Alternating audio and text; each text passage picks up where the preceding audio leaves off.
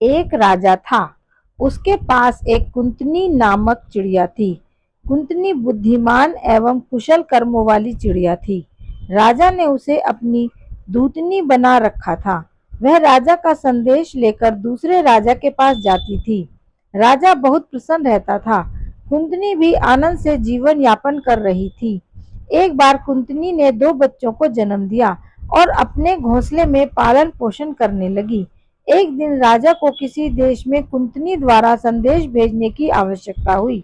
राजा ने कुंतनी को बुलवाया और संदेश ले जाने की आज्ञा दी। कुंतनी ने राजा से निवेदन किया, राजन, मेरे दो बच्चे अभी छोटे छोटे हैं, उड़ नहीं पाते, उनकी रक्षा कौन करेगा? राजा ने उसे चिंता न करने को कहा। कुंतनी प्रसन्नता पूर्वक संदेश देने चली गई।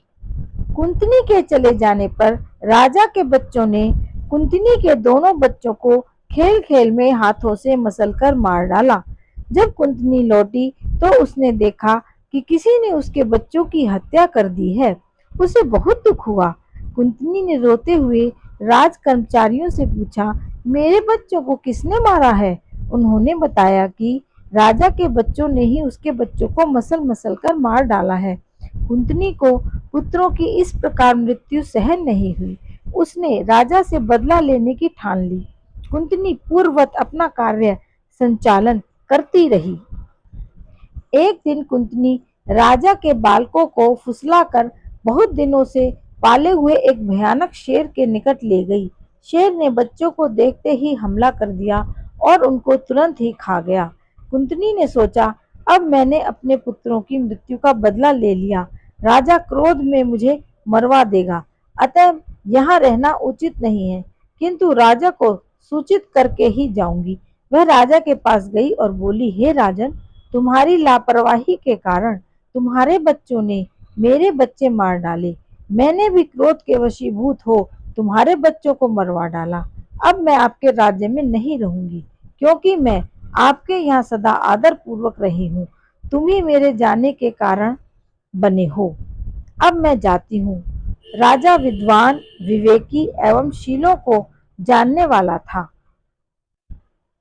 उसने कुंतिनी से कहा, जो समझता है कि बुरे कर्म के बदले बुरा कर्म किया गया है, उसका बैर शांत हो जाता है।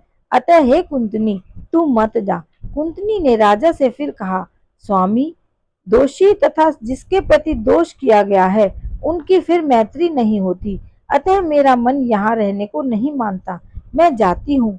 राजा ने कुंतनी को पुनः समझाने की कोशिश की और कहा, कुंतनी, दोषी तथा जिसके प्रति दोष किया गया हो उनकी मित्रता हो सकती है, किंतु धीर पुरुषों की मित्रता मूर्खों से नहीं होती।